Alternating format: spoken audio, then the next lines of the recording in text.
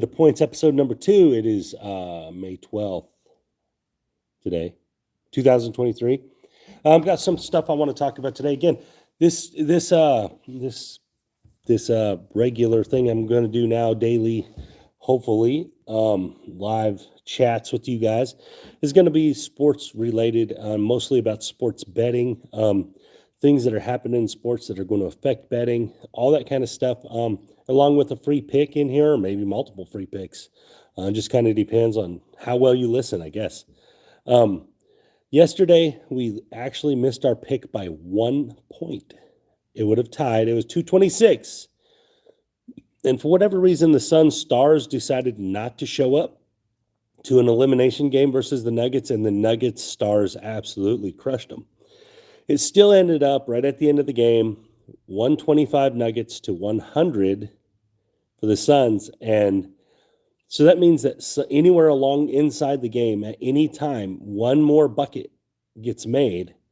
Even one free throw, it's a tie. It's a push. It was crazy. That's a crazy beat. Again, I don't like bad beats, but that's just a crazy outcome. The line was 226 and it lands on 225. Just a really, really insane outcome, especially with how that game went. Just weird. Good job. I'm a Nuggets fan. Obviously, I'm a Denver everything fan. So happy for my Nuggets. I actually didn't think they'd win that game. I thought they'd have to win in Denver, just because the way that series had went, where Phoenix was winning at home. But Denver was never getting blown out in Phoenix, and I think what happened is that Durant and Booker just didn't have one of those miraculous shooting nights again, and Denver plays in the paint. You know, they do shoot threes, but a lot of what they do is in the paint with Jokic and all that. Anyway, good blowout win for Denver. Denver looks like the most talented team in the NBA overall. I mean, they don't really take a night off, like some of these other teams have clearly taken some nights off. So I think they probably win the finals this year. I would love to see them in Philly, because that would be the two MVPs from this year and last year, the two big men. I would love to see Philly and Denver in the finals. Again, guys, if you comment on here, I'll answer your comments, by the way. I would love to see that matchup. I don't think any of the other matchups intrigue me as much. Like, Boston's matchups don't intrigue me. I don't think Boston has a bunch of good players that don't play as a team. So they don't intrigue me very much unless we're going to get Boston Lakers, which is, like an iconic matchup. I'm not really interested. And kind of the same thing goes for the Lakers. If we're not going to get Lakers versus Boston, it doesn't matter to me. Honestly, I think it's the Nuggets' year. They were the 1 seed in the West for basically half of the year. They're better than the other teams, what it boils down to. They're deeper. They're better built as an overall team. They have backups for every position, and then they have elite defensive individuals to go with their offensive explosiveness. They're just really good. It's going to be hard to beat them. And everyone has to go through Colorado. So you have to play 4 games in the altitude. It's just, they're probably going to win the finals, guys. So if you're looking for a future bet on the NBA, betting the Nuggets to win the finals is probably a pretty good bet. Betting them to win the championship, just because in every series, the other team has to go to Colorado 4 times, at least, to win the series. Well, I mean, I guess they could beat them but anyway, they have to go to Colorado to win. And like every other sport, it's hard to win in altitude unless you're playing baseball. Then it's easy to win in altitude as long as you hit the ball. But in the sports where you have to run all the time, the altitude matters, guys. It really does. It matters when you're shooting basketballs. Those guys don't realize it, but if they're off a millimeter, it could be the difference between a make and a miss. I think we see that sometimes. That's why Denver plays a lot from the paint. They play a lot, make it a lot harder to miss. But anyways, get off Denver. There's some fandom stuff I'm doing there. But one of the other things I wanted to talk about is the NFL schedules have come out, right? So there's always some weird stuff with the NFL schedules that are all basically based around making money for the NFL. So a whole bunch of the Kansas City Chiefs schedule is all about making money for the NFL. The Kansas City Chiefs schedule is brutal, and it should be. They were the champions, and you're supposed to get the hardest schedule. But it's brutal. I mean, They get the Eagles, the Bengals, the Bills, a number of the ones that I can remember for sure. And they get them in these like prime time spots. So they get the Eagles on a Monday night in November. They get the Bengals on New Year's Eve. I mean, these weird primetime spots. The Bengals on New Year's Eve versus the Chiefs could be for the AFC. That could be for the number one seed in the AFC. That's late enough. That's right at the end of the season. The fact that those two teams are going to have to play hard right at the end of the season could change a lot of things in the NFL. You don't think that, but that matters. Right at the end of the game, having a brutal end of the season, having a brutal game like that, no, not a couple cakewalks, that can really change things as far as the playoffs go. But I didn't know if you guys are, NFL is all year long for me. It's my opinion, it's the best sport.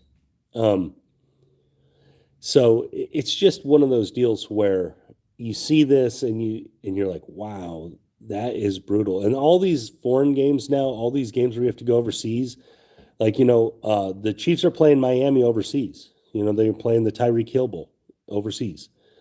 I thought that one was a little crappy to put overseas. They should have put that one in the States because all the stuff surrounding that's a United States thing. It's not a foreign thing. So I just wanted that one in Arrowhead. I thought that would have been better. Tyreek Hill's return to Arrowhead. And, if he had a big game or whatever, it'd been cool. It's been a fun one. And then obviously, you have all the normal, like the Bills and the Jets play on September 11th. So two New York teams play on September 11th. There's some stuff there, with the September 11th thing, Bills Jets. But that's Aaron Rodgers' first game against the Bills. That's a terrible opener for the Jets. It's an absolute terrible opener for the Jets. And in a lot of ways, it's a terrible opener for the Bills. The Bills are trying to figure out how to get as good as the Bengals and the Chiefs. To start with the Aaron Rodgers-led Jets is not a good thing.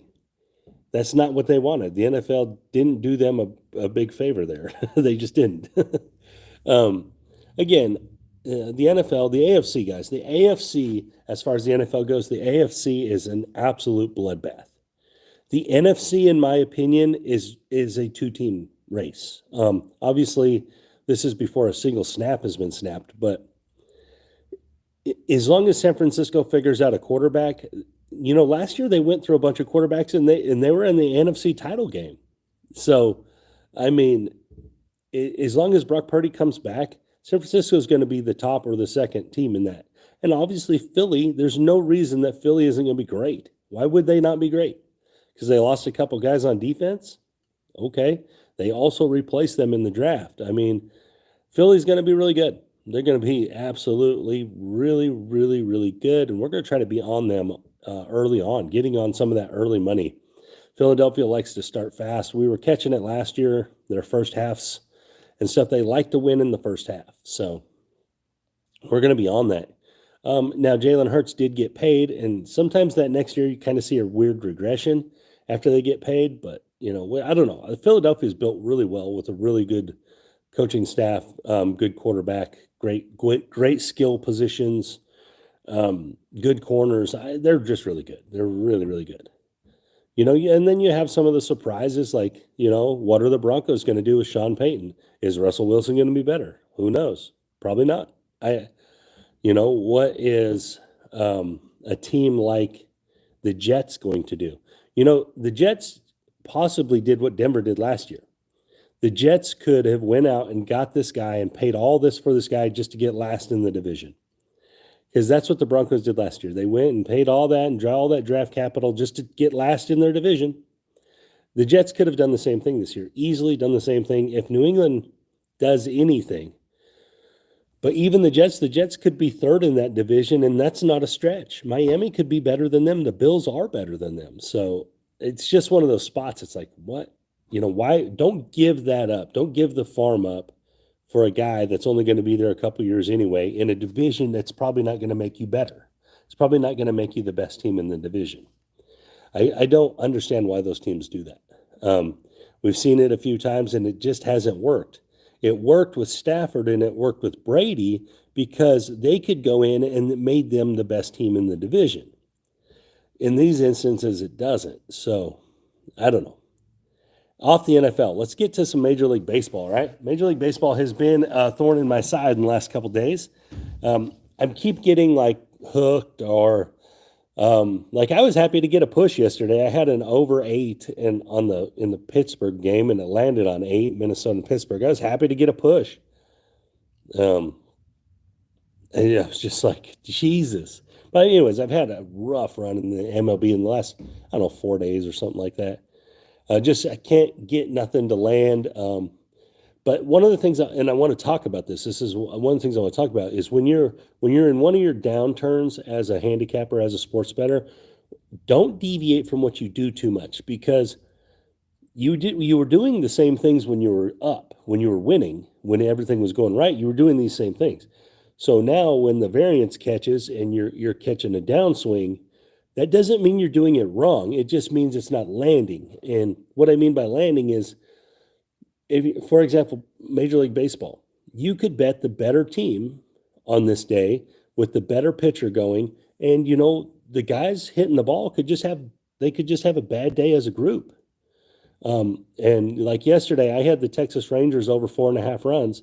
They get to 4 runs. They were playing the A's who were throwing a bullpen game. And it wasn't that they weren't getting on base. It wasn't that they weren't scoring. They just only scored 4. And the A's didn't score anything. So the Rangers weren't in like this desperation mode at the end of the game. They were just getting through the innings. So this stuff happens. So when you're betting Major League Baseball, you have to be cognizant of, especially in the prop market, are these players actually going to compete the whole game? Are they going to play the whole game? When you're on the pitchers, are they only going to be in their 4 innings or 5 innings? Or do you think that they're going to, dominate, be in their 7 or 8 innings? So if you're in that prop market, you got to be careful in baseball. It's not like basketball where you know that Kevin Durant's going to play the whole game, so you have a good chance. You know that, some things. Football's the same way. Guys like Patrick Mahomes are going to be in the whole game. So baseball's a little trickier. You can only rely on getting 3 at bats. You can kind of say 4, but you can guarantee 3 at bats usually if you're betting a player that's hitting the ball. Or if you're betting a pitcher, you can kind of rely on 4 innings, not 5, because that's the break point between a win and a loss is that 5th inning. So some of that you got to pay a lot of attention to. But as far as Major League Baseball goes, if your math is telling you that these certain things should happen and they're not happening, but they were happening just 3 weeks ago, you were crushing it. That's the variance. That's the variance going up and down and making its up and down. Now, if you're good at what you do, you'll have more ups than downs, and it'll throughout the course of the season as an investment type strategy in sports betting, you'll be higher up than you started as opposed to being below. Now, you're going to have downs in that, just like any stock has times when it's down, but then it has times when it's up. And it's all about staying up more than down. And so that's kind of what's happening right now. I'm not too worried about the downturn in Major League Baseball. I do think it'll turn around. It's just part of it is this is the part of the year that goes from cool to warm in a lot of places, and I think that's affecting some of it. Temperature and stuff. These guys are out on this baseball field with no coverage, and that stuff matters a little bit. And then the light is changing in some of these stadiums, which is an advantage to pitchers usually. But anyways, that will turn around. The runs are way up in Major League Baseball, by the way, guys. If the runs are so far up because of the rule changes that like they're thinking about moving the mound back even and stuff and making it even blow up even more. So think about that when you're betting. The unders aren't as popular in Major League Baseball this year just because the runs are way up. And that's why you're seeing a lot of juiced up overs. Just the way it is. They changed them rules. It's going to affect the runs. And it has. It's got done exactly what they wanted. But so let's get to a free play today. We're going to go to my home team here, Colorado Rockies versus the Philadelphia Phillies. This is the first game of a series, but it's in Colorado. It's a night game. It's about 72, 73 there. This ball is going to be flying out of the park. Philadelphia is loaded with hitters, loaded. And they're facing Austin Gomber. I'm going to give you guys some Austin Gomber stats, all right? He has given up 6 home runs, 37 hits, 16 walks, and he has a 6.75 ERA in about 30-something innings, 30 innings, all right? That's terrible. That's absolutely terrible. That's more than a hit per inning. And if you add hits and walks, that's like a hit and half a walk per inning. And he gives up a home run basically once every 5 innings. The lineup that Philadelphia puts out there, all these guys can hit it over the fence.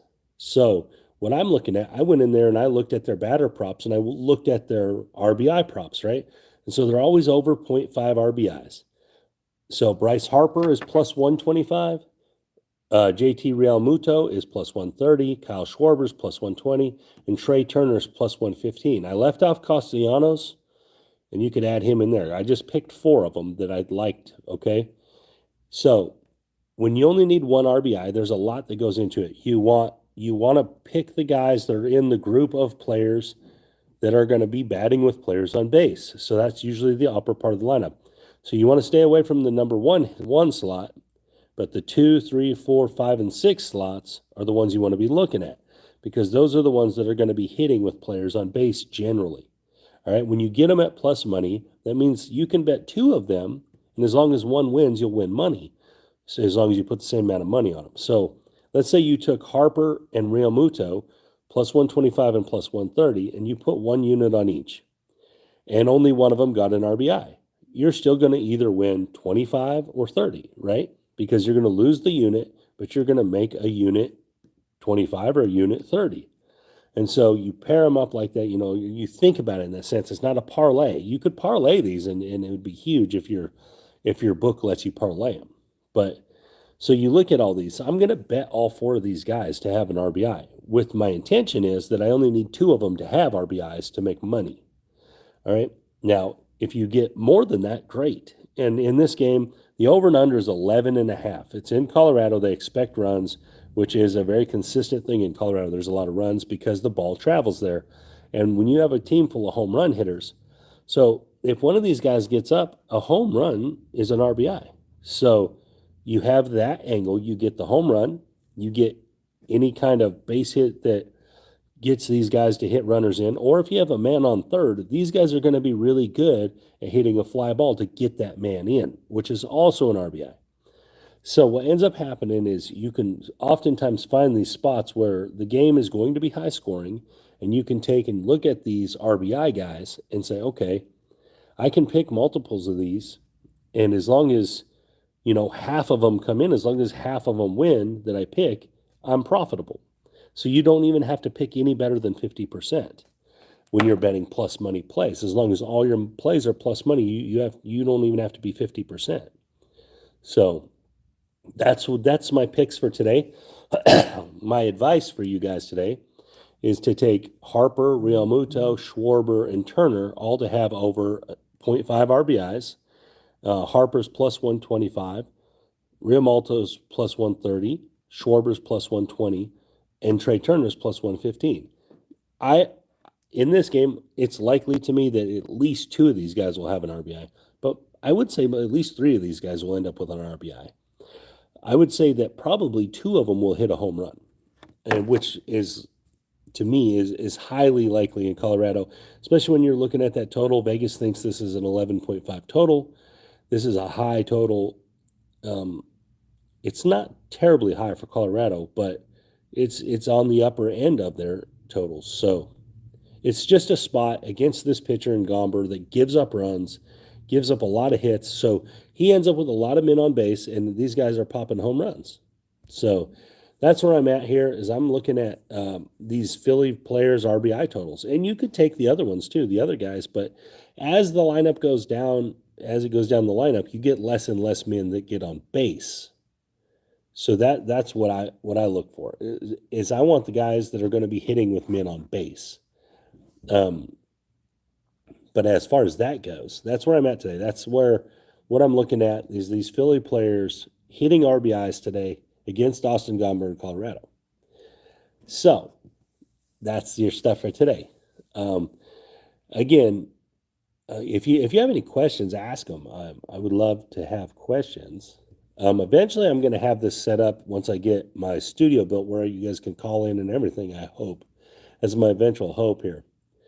But again, when you're trying to become a sports bettor, or you're picking it up as a hobby, guys, don't play the really, really large negative plays, like the negative juice plays. Don't get in them, because I'm going to explain how this works, okay? If you bet a minus 200 play, so you put $100 up. Hey, what's up, Mark Roberts? So you put $100 up, right? And you say on a minus 200 juice, you are only going to bring back $50 if you win. So you're going to put your $100 up, and they're going to pay you $150 if you win, right? If you lose that minus $200 bet and you play another minus $200 bet, you have to win two more minus $200 bets to pay for that one you lost. So you have to win two more just to be even, not even profitable. So it's so much better to stay with the very small juiced up or in the plus. Guys, if you're a handicapper, this is one of my biggest pieces of advice is to the new sports bettor. Only bet plus money bets. If you only bet plus money bets, you have to be 50% to make money, and probably even a little less. If every bet you make is plus money. So let's say you're going around and you're betting everything, you're saying, okay, I'm going to bet it's going to have to be at least plus 105 or better. So if all the bets you make and you went 50-50 on them, you profited, because you're getting more in return for every win than you are when you're losing. And so plus money bets, guys, if you're starting out, that's where you should be. You should be in the plus money range. And then eventually you can work your handicapping style and your handicapping abilities into where you can get into some of the negative juice based upon the probability of win. All right. But at first, if you're going to try to get into sports betting, only play plus money plays. Now, don't play the crazy ones that are like plus 800, because those are so unlikely to win. But like plus 110, plus 120s, especially in Major League Baseball, they win daily. All right. There's like 10 games or 12 games today or something. There's a good chance that half of the underdogs win. There's a really good chance that half of the guys getting plus money win. It happens daily because baseball is such a unique sport.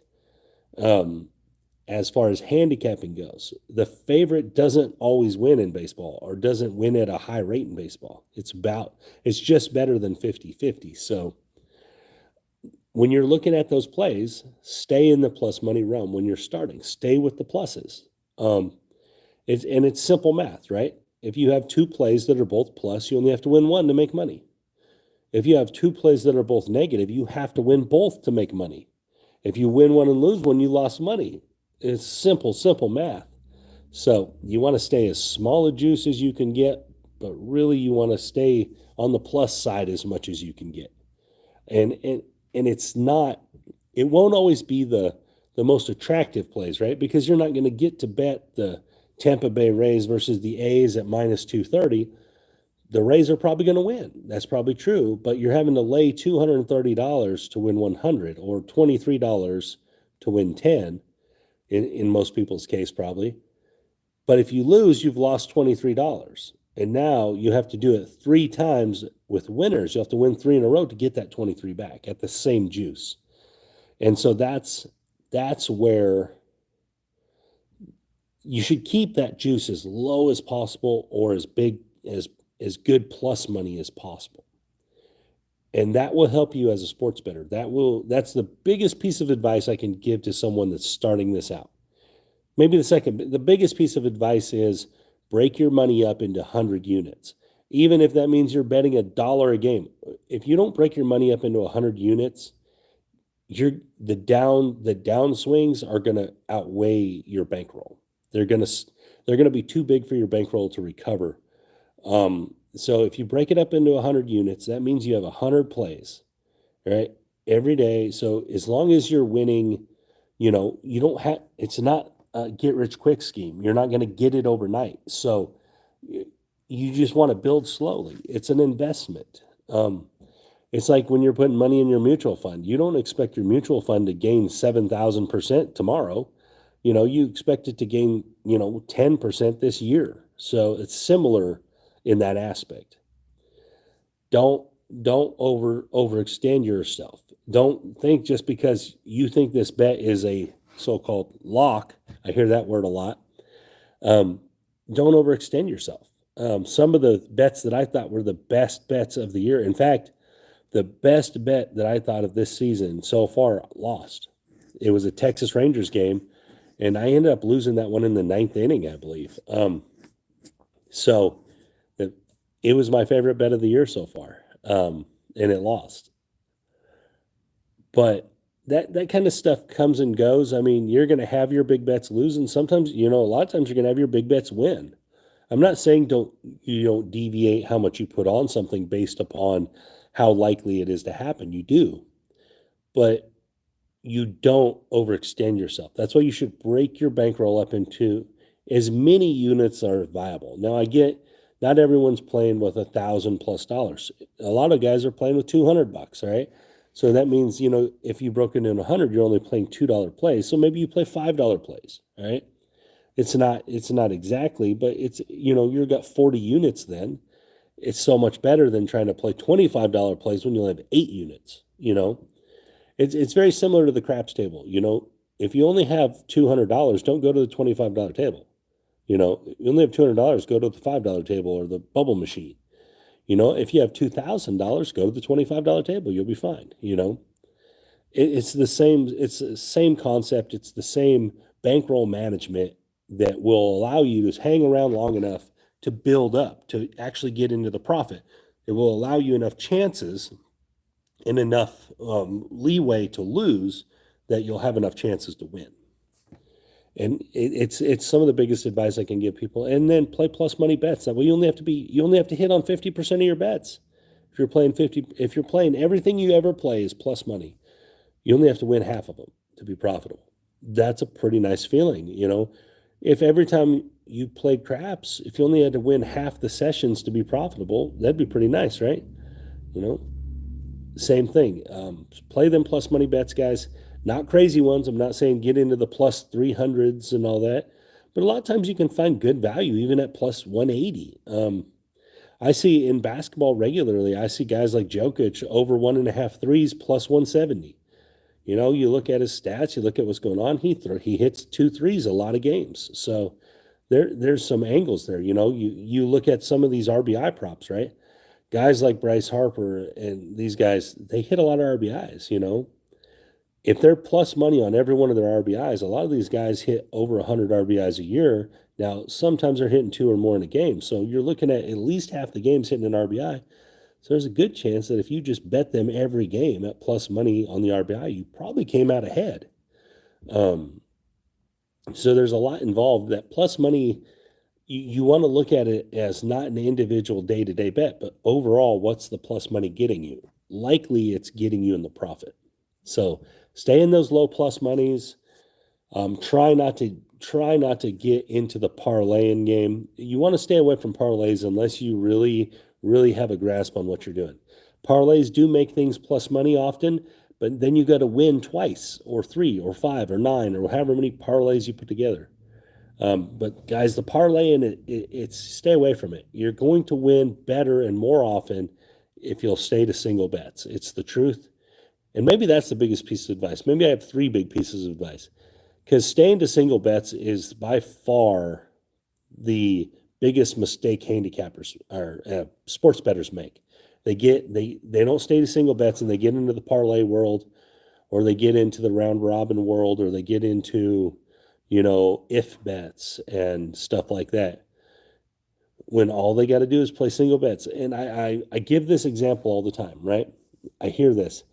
I had a 4 pick and man, I had 3 of them in and the last one lost, or I had lost one of my 4 pick by this. So you went 75%. You got 3 out of 4. You went 75% on the day, but didn't make no money because you had them parlayed. If you would have bet them all individually, you would have won 3 out of 4 and you would have been profitable. So again, it's one of those deals where stay away from the parlays. And if you do decide to do parlays, don't do parlays over 2. It takes a lot of practice at this and stuff. Every now and then I do put out stuff that's more than 2 or is somewhat like unicorn type plays every now and then. And I do them mostly as just to break up my monotony. But guys, I make a lot of bets. I make, let's say 10 bets a day. I make a lot. So It helps me kind of keep my sanity on this. But and I've hit a few of them. I've hit a few 6 picks and 9 picks here and there throughout the years, and they're fun and they look pretty and everything, but they're not really realistic. Usually on anything like that, you just got really lucky. Because if your normal average, like let's say your normal average for winning is 54%, and you hit out of seven, you're way, way over your average. So you got lucky. And again, anything like that is usually pretty lucky. And they're not really worth your money. So again, guys, the best thing in my opinion to do is really simple. You play single plays. Play single plays, and you got to look at it as an investment. If you're not looking at it that it's over the course of a season or at least a month, you're not giving yourself enough time to go through some ups and downs and stay profitable with your style or your strategy as far as the sports betting goes. If you're trying to do it like, hey, I'm going to take this $500 and in 3 days it's going to be 15,000. It's not happening. It's not. It's not going to happen. All right. That $500 in 3 days likely isn't going to be $700 if you're betting correctly. Now, if you're putting $200 or $100 on every game and you only have 5 units to play with, you might get on a lucky streak right away and might run it up to 1,200. But then the second that lucky streak kind of turns around or your variance drops a little bit, you might lose 5 in a row, and now you're back down to just maybe up $100. I mean, so don't do those things. That's the biggest. Just don't do those. There's a reason why. If you go across the board, if you're looking at handicappers through YouTube or reading books, almost all of them will tell you to play single plays because you only have to win one. You only have to have one thing happen to win the bet. You don't want to start having to have 2 and 3 and 4 things happen to win a bet.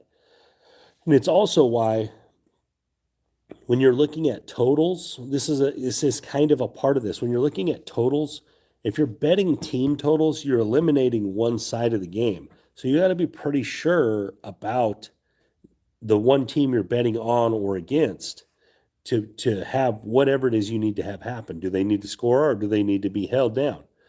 Whereas if you're betting game totals, like the overall for the game, you get both sides. So either you need both sides to get held down or you need both sides to score in them instances. So there's a lot that goes on in there. So it's not just, oh, hey, I think the Yankees are really good. They're going to score 6 runs today. There's a lot more that goes on into it. Because remember, one of the things that a guy told me, and this is about football, everyone wants to be over all the time. In football, they pay the defensive players too. So in baseball, they pay the pitchers too. These pitchers are out there trying to dominate. So as much as the hitters are. So betting overs just all the time. And I know I just talked about overs earlier in the video where the major leagues are, a lot of overs this year based on the rule changes. But again, it's one of those situations where they pay both sides of this. It's not just one group of guys gets money. So the pitchers are winning, they want to win. They want to dominate you.